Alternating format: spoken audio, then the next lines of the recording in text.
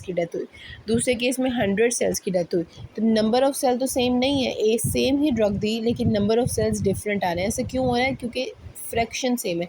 दोनों केसेस में 50% हमारी ड्रग हमारा जो है वो किल हो रहा है।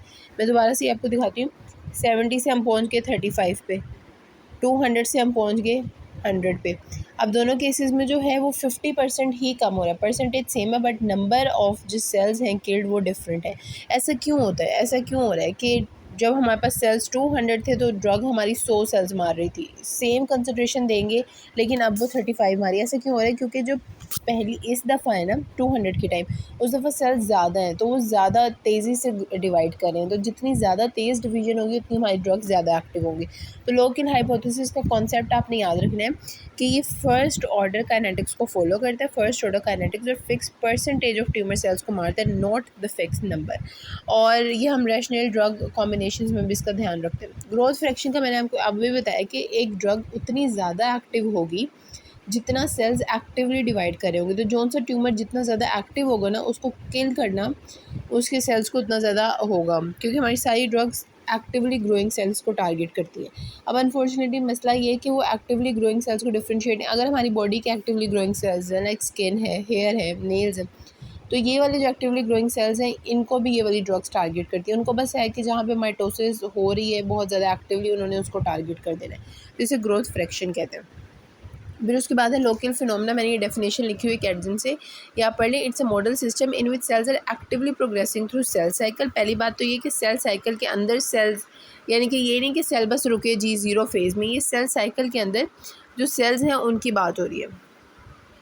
अच्छा, सेल साइकिल के अंदर जो सेल्स डिवाइड हो रहे हैं उनकी बात हो रही है। और हमने एक मिनट, हाँ, और हमने कांस्टेंट प्रोपोर्शन, हमने गिवन सर्टेन डोज दी है ड्रग की और उसकी वजह से constant proportion, concept proportion of cell die rather than a constant number.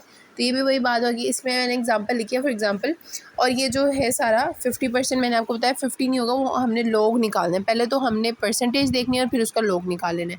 जैसे मैंने अभी कहा कि अगर कोई आपको कहे कि एक सर्टेन ड्रग है उसका लोग किल 3 लोग किल है, हमने इतनी उसे डोज दी, उसका 3 लोग किल, इस बात का क्या मतलब है? 3 लोग किल का मतलब है कि अगर इनिशियल कंसनट्रेशन 10⁻12 थी तो ड्रग को देने के बाद 10⁻9 हो जाएगी, 1000 सेल्स की मतलब इतनी हो जाएगी, समझ आई आपको? और अब जब अगर इनिशियल कंसनट्रेशन 10⁻6 है तो उसके बाद कितनी हो जाएगी? 10⁻3।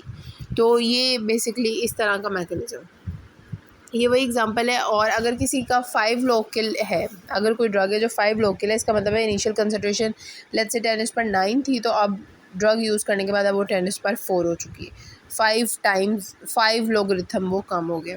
फिर उसके बाद एक और इसमें मैंने जो 9 और 5 लिखा है ये स्पेसिफिक है। बेसिकली जो ल्यूकीमिया है उसके अंदर सेल्स का नंबर कितना हो जाता है? 10⁻9 हो जाता है। इतने सेल्स हमारे ल्यूकीमिक सेल्स बढ़ जाते हैं। तो हम ऐसी ड्रग अगर दें जो 5 लोग किल वाली ड्रग हो, तो हमारी जो अमाउंट होगी वो 10⁻9 से 9 क्या हो जाएगा, उसमें से 5 माइनस कर देंगे, 10⁻4 हो जाएगी। 5 लोग वो कम हो जाएगी उसकी। इसका